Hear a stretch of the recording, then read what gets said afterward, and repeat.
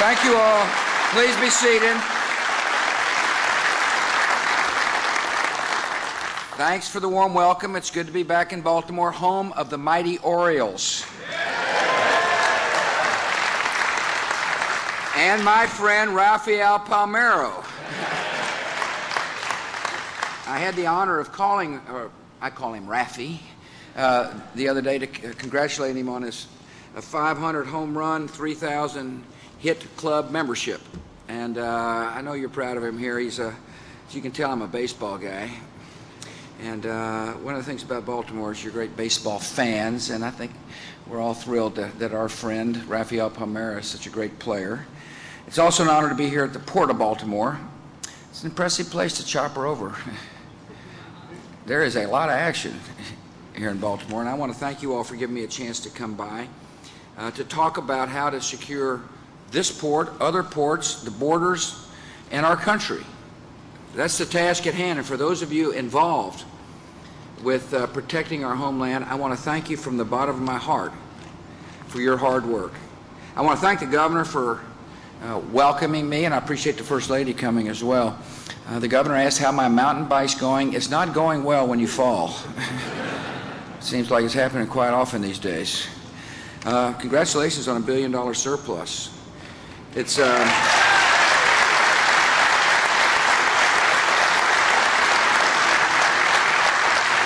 I want to thank the Attorney General Al Gonzalez for joining me. Al's been a longtime friend of mine. He is a superb lawyer. He's been my counselor as governor of Texas, and in the White House he is now the Attorney General of the United States of America, and I'm proud of the job he's doing for our country.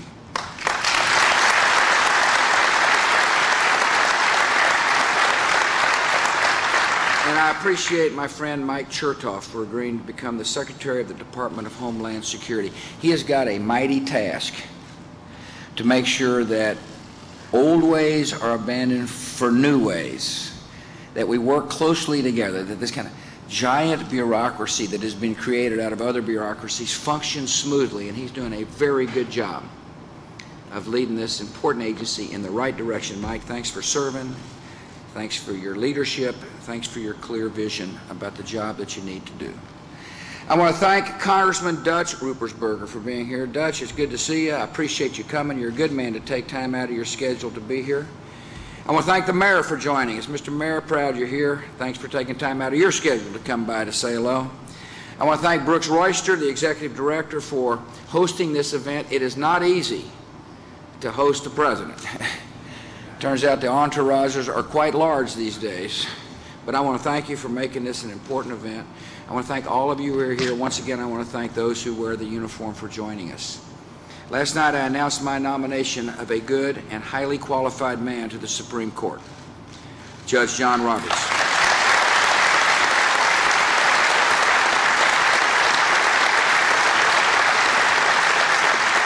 He's somebody Americans will be proud to have seated on that bench. He has the qualities that our country expects in a judge: experience, wisdom, fairness, and civility. He has profound respect for the rule of law. He has respect for the liberties guaranteed to every single citizen. He will strictly apply the Constitution and laws. He will not legislate from the bench. I urge the Senate to rise to the occasion, to provide a fair and civil process, and to have Judge Roberts in place before the next court session begins on October the 3rd.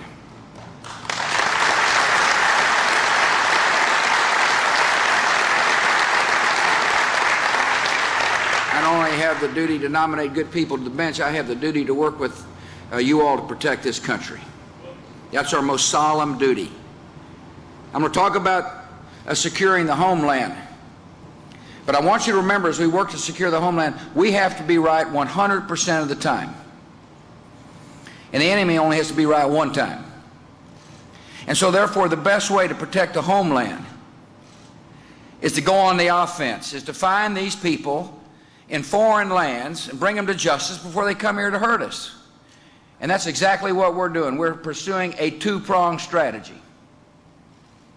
We're sharing intelligence with our allies. We're working with people around the world. We're on the hunt, and we will stay on the hunt. If your most important duty is to protect the homeland, it's important not to lose our nerve, our will, and our focus.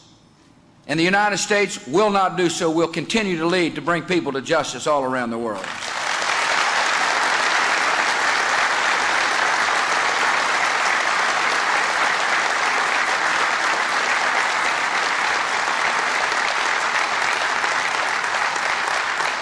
We're facing cold-blooded killers who have an ideology that is the opposite of ours. See, these people believe that there should be no dissent, no freedom, no rights for women, that there only ought to be one religion, which is a misinterpretation of the great religion of Islam. That's what they believe. And they have designs. They have goals. And what are those goals? Well, they want to topple nations. They want to drive the United States and freedom-loving countries out of parts of the world so their ideology can take hold. That's what they want. And they want to shake our will and weaken our determination. See, the only real weapon they have is the capacity to kill innocent people and to shake our conscience, to get us to withdraw. That's what they want. And there's a reason why they want us to withdraw from the world, because they want to impose their vision, their dark vision on people. The only way to defeat an ideology of hatred is with an ideology of hope. And so our strategy is not only to stay on the offense and to bring these people to justice. Our strategy is to spread the ideology of hope found in democracy and freedom. History has proven that democracies are peaceful countries. History has proven that democracy and freedom has the capability of converting enemies into allies. The best way to secure the future for our children and grandchildren is to spread democracy and hope and freedom to parts of the world that simmer in resentment and anger and hatred. And that's precisely what the United States of America is doing and will continue to do. These terrorists will not shake our will. They will not cause us to retreat. I believe strongly we have a duty not only to defend our homeland today, we have a duty to lay the foundation of peace for generations to come, which is precisely what we're doing. As we work to defend the country overseas, first of all, for those of you who've got relatives in the service, for those of you who wear the uniform, I want to thank you for what you're doing. And you tell your loved one,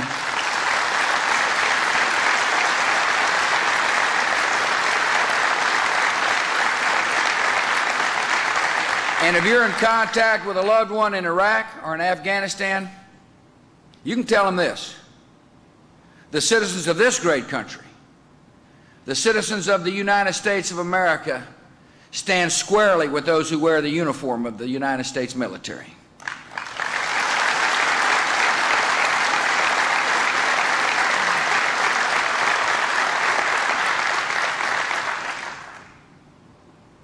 I found an interesting contrast that when I was in Scotland a while ago, that we were there to talk about how to end poverty and disease, and how to help women, how to educate young girls in the continent of Africa. That's what we were there to discuss. We were there to discuss how nations that have been blessed with riches can do our part to save lives. I don't know if you know this or not, but the United States of America is by far the most generous nation in the world when it comes to feeding the hungry or providing help for those who are suffering from HIV/AIDS. See, I believe that to whom much is given, much is required. And in the midst of those discussions, terrorists murdered in cold blood people from all walks of life, innocent people. It's an interesting contrast, isn't it? It should be a vivid reminder about the world in which we live. We will not let down our guard. And therefore, at home, we're doing everything we can to protect the American people. There are a lot of people who are working hard, and you're some of them. And I want to thank you for what you're doing. Oftentimes you don't get recognized enough by the citizens. We take your work for granted often.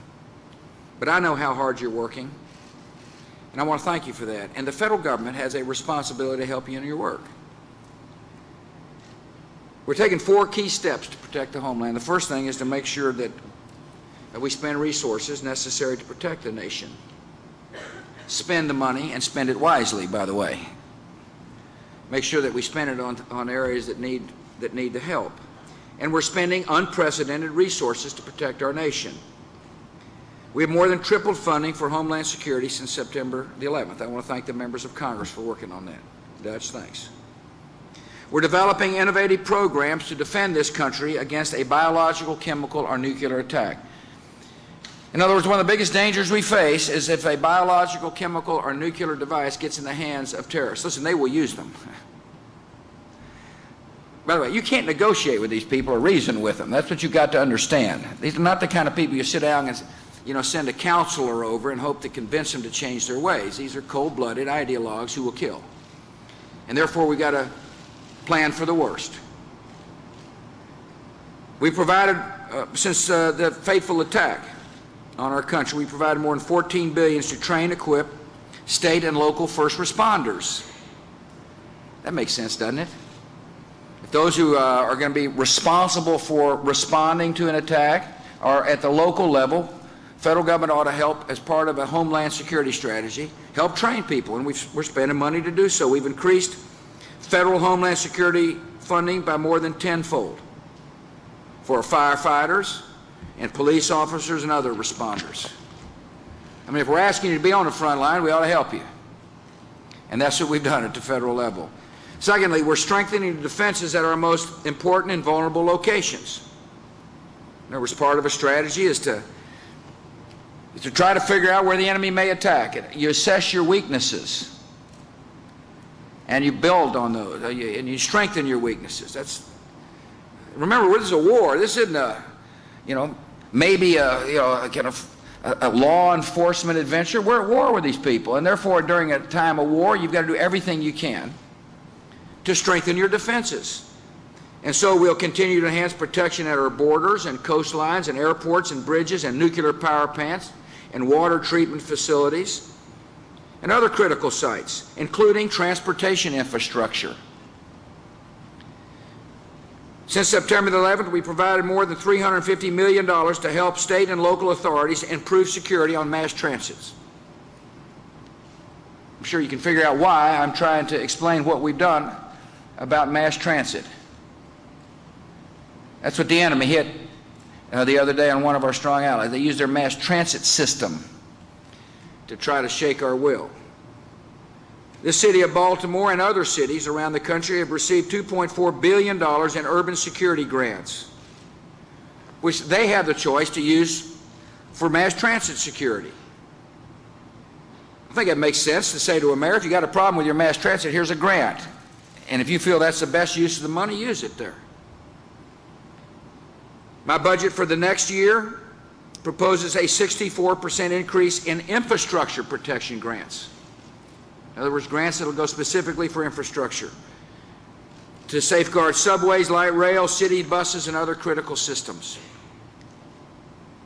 And we're going to continue to work closely with state and local leaders to make other vital improvements in mass transit security. First of all, we're constantly monitoring intelligence reports. And part of our job is to collect intelligence, look at it, analyze it, and if it's a problem that relates to a security system at a local level, we'll let you know as quickly as possible. We take extra precautions at times of heightened risks. That's what Mike Chertoff recommended to me after the London bombings. In other words, he took a look at the situation and said, let's enhance our security at infrastructure points and he raised the threat level. We're widening the use of explosive detection teams and nearly doubling the number of rail security inspectors. In other words, we're targeting assets and resources to our infrastructure. We're accelerating the development and deployment of new technologies to rapidly detect biological, radiological, and chemical attacks. That's what Mike announced last week. We're going to continue to make sure that we assess our weaknesses and strengthen our transportation systems. Our seaports are another critical element of our national infrastructure. We've done a lot of work at our seaports, and I want to thank those of you here who've helped. The Port of Baltimore, ships from around the world arrive with products ranging from lumber and fuel to electronics and automobiles, and you got a lot of it coming in, which is good news. Commerce at this port generates more than $1 billion of revenue and sustains thousands of Maryland jobs. This port's important for your economy, in other words. This is a gateway for foreign markets, which provides an opportunity and an important challenge for us. And we recognize that early. We've made dramatic advances in port security since September the 11th. We've established strict new safety rules for both domestic and international shipping, and we have taken new steps to identify and inspect high-risk cargo, and that's important for our citizens to understand. We launched what we call the Container Security Initiative to screen American-bound containers at more than 35 foreign ports so we can identify dangerous cargo before it reaches our shores. Doesn't that make sense? It seems like it does to me. We're stationed customs folks overseas, and we're working with places that ship goods to us to inspect cargo there so we don't burden our ports. Since September the 11th, we've provided more than $700 million in federal grants to close off the vulnerabilities at individual ports, including $15 million for this port right here. The success of all these efforts depends on the vigilance of the men and women protecting the ports. And you're taking critical steps here in Baltimore, and I want the citizens of this city to understand what you're doing. You've upgraded cargo inspection technology from clipboards to keyboards. I just saw some of your new cargo inspection technology. It's sophisticated. It enables a person to do a lot of inspections relatively easy. You're employing advanced screening devices such as new radiation detectors and X-ray equipment that can penetrate steel containers. That's what I saw. I mean, you can look inside the truck and you don't even have to get in it. That's called technology. And it's working. It makes a big difference. You're patrolling the waters around the port. I want to thank all of you who are working hard here. I want to thank members of the Coast Guard and Border Patrol and the Baltimore Port Authority. At a major international port like this, there's a lot to do to safeguard the people. And so we're committed to help you build on the progress. The budget for next year proposes $2.3 billion in port security funding. It's 10 times higher than the funding since September the 11th.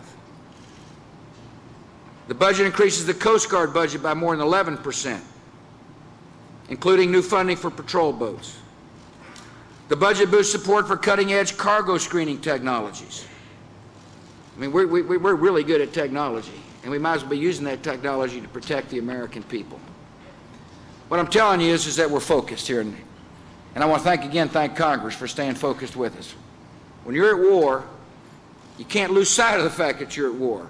And if your most important priority is to protect the people, you got to work together to do so. Thirdly, to protect this homeland, we're making our security operations more unified and more effective. More than 180,000 men and women from 22 different agencies are working together at the Department of Homeland Security. That's a lot of folks with a lot of agencies. So Chertoff's job is to make sure everybody heads in the same direction, and we're making good progress, changing cultures, streamlining cultures, and getting people to work under a unified department. The FBI is changing its mission. Its primary mission is to prevent a terrorist attack. Of course, we want the FBI agents to find people and bring them to justice when they break the law. We want them to be a part of the preventative aspect of this war on terror, too. We've reformed the intelligence community to stay a step ahead of our enemies. We created a new director of national intelligence to help integrate our intelligence. We want our intelligence folks sharing information and talking better. I went to the National Counterterrorism Center the other day. It's an impressive place. It's a place where people from different agencies in our government sit side by side to share information. This is a new kind of war. We're dealing with people who hide in the shadows of our cities. They kind of lay low, and then they show up with deadly devices, and therefore the best way to stop them is to share intelligence. And so we're constantly working to make sure our intelligence is as good as possible. And to strengthen this security, we've got to strengthen our partnership with state and local officials. It doesn't do any good if we can figure something out and we don't share it with people at the local level. In this state, the Maryland Coordination and Analysis Center, known as MCAC, brings together more than 20 federal, state, and local agencies. You're doing a good thing in the state and at the local level to coordinate information. I want to tell you a story about MCAT's success. Last summer, Baltimore County police officers spotted a suspicious person videotaping the Chesapeake Bay Bridge. So first of all, you had somebody alert on the ground. Said, this is odd looking. Somebody is videotaping the bridge. Maybe that happens a lot. Maybe it doesn't. Anyway, this person was wise. Saw something suspicious. So they alerted the Maryland Transportation Authority Police, which then notified MCAC. When the personnel team there learned that the man was part of a federal terrorism investigation in Illinois, they secured a warrant and arrested the guy within hours. Think about what you just heard. You got a local man sees somebody doing something suspicious, he immediately makes a call, goes to MCAC. Because we have information sharing from state to state and from federal government to state, information popped up that this person was more than suspicious, he was wanted. Today I got to see Gary McElhenney. I appreciate you being here, Gary. He is the chief of the Maryland Transportation Authority Police. I don't know who gets the credit in your organization, but whoever did acted wisely. Let me tell you what he said. He said, our officers would not have been successful in detaining and subsequently arresting the individual without the MCAC. This is how it's supposed to work. You're right, this is how it's supposed to work. Congratulations on setting up a smooth system here in the state of Maryland to better protect the people. You're serving as a model. And see, that's what's taking place all around the homeland. People have got to understand we're changing the old ways so people better talk. We're all in this deal together. We all have a responsibility to protect our local citizens. And therefore, it makes sense to have a seamless capacity to talk to each other on a real-time basis. And it's working. It's working. Fourth, to protect the homeland, we've got to give our law enforcement better tools to track and stop terrorists before they strike. And one of the most important tools is the USA Patriot Act. The Patriot Act closed dangerous gaps in America's law enforcement and intelligence capabilities. Gaps the terrorists exploited when they attacked us on September the 11th. Both houses of Congress passed the Patriot Act by overwhelming bipartisan majorities, and I was proud to sign this law. And it's working. The Patriot Act authorized better sharing of information between law enforcement and intelligence. Before the Patriot Act, criminal investigators were separated from intelligence officers by a legal and bureaucratic wall. Imagine that. You have somebody investigating a problem, and somebody collected intelligence, and they couldn't share information. And so the Patriot Act broke down that wall. How in the heck can people expect us to protect our country when you can't share intelligence with people who are investigating? Patriot Act helped tear down the wall so that people can share information better and work as a team and break up terror networks. Listen, finding our enemies in the war on terror is tough enough. Law enforcement should not be denied vital information their own colleagues already have. And so for the sake of our security, the United States Congress must not rebuild the wall that prevents law enforcement from doing its job. Patriot Act allowed investigators to pursue terrorists with the same tools they use against other criminals. Think about that statement.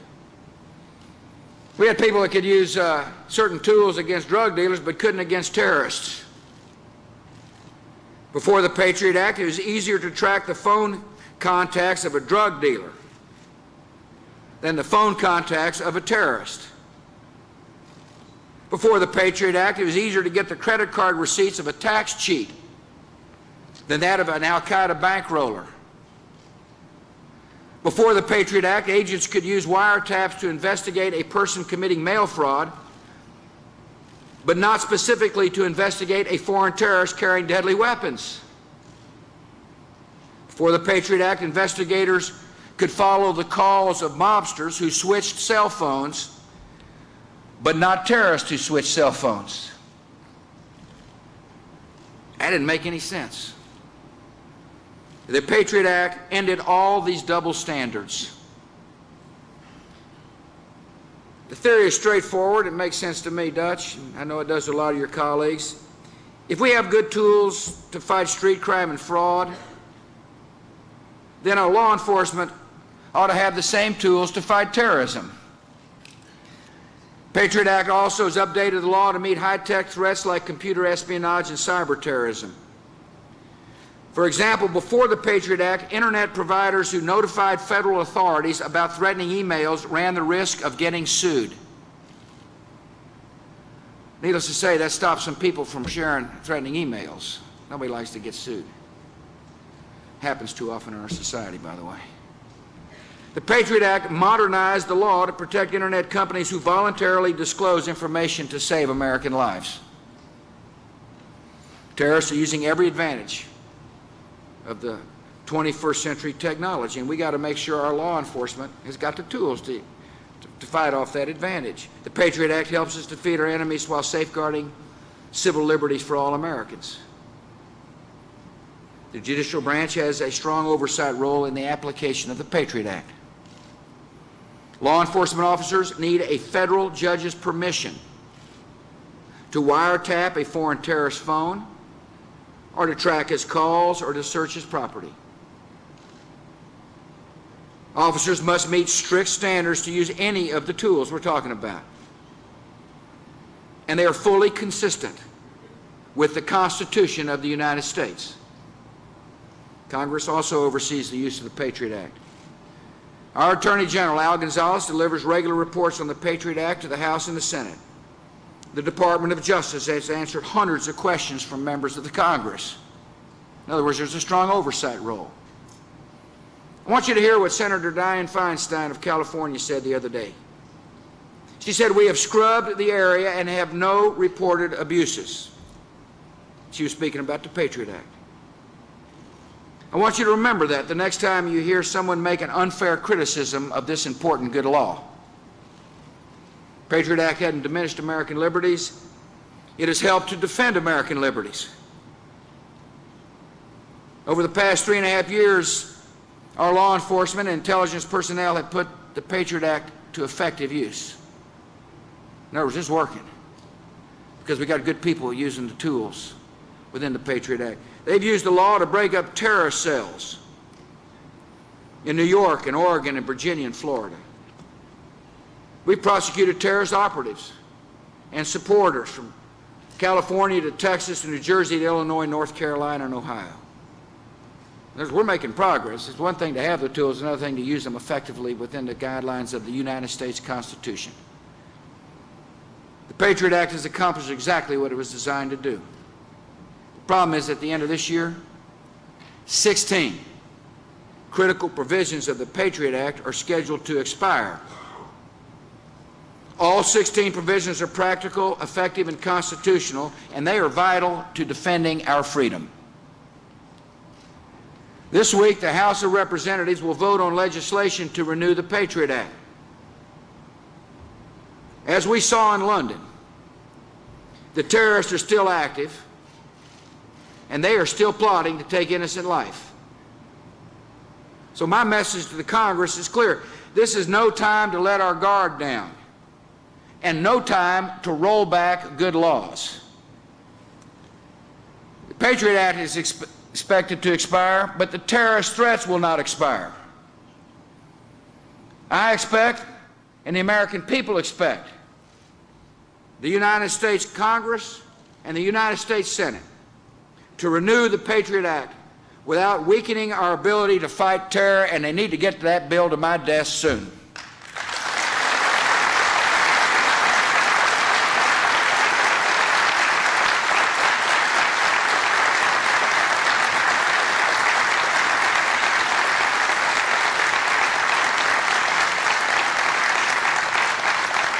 appreciate you letting me come by to talk to you about the war on terror. This is going to be a long war. But freedom's going to prevail. This nation of ours has always handled duties brought to us. I mean, history's always brought us challenges and problems. We've always handled them. We'll handle this one too. See, the enemy doesn't understand the nature of the American people. We're not going to be blackmailed. We're not going to be threatened. We'll stay strong. When history's called us to action in the past, we've responded. History's calling us now. It's the great struggle of the 21st century, and we're going to stay in the fight until it's won. We're going to make this country safer. And as importantly, for the moms and dads out there and grandfolks, we're laying the foundation of peace for your children and grandchildren. It is such an honor to be involved with good men and women like you all we're all joined together in this solemn duty to protect this great country. I want to thank you for your hard work. I want to thank you for your dedication. May God bless you and your families. May God continue to bless our country.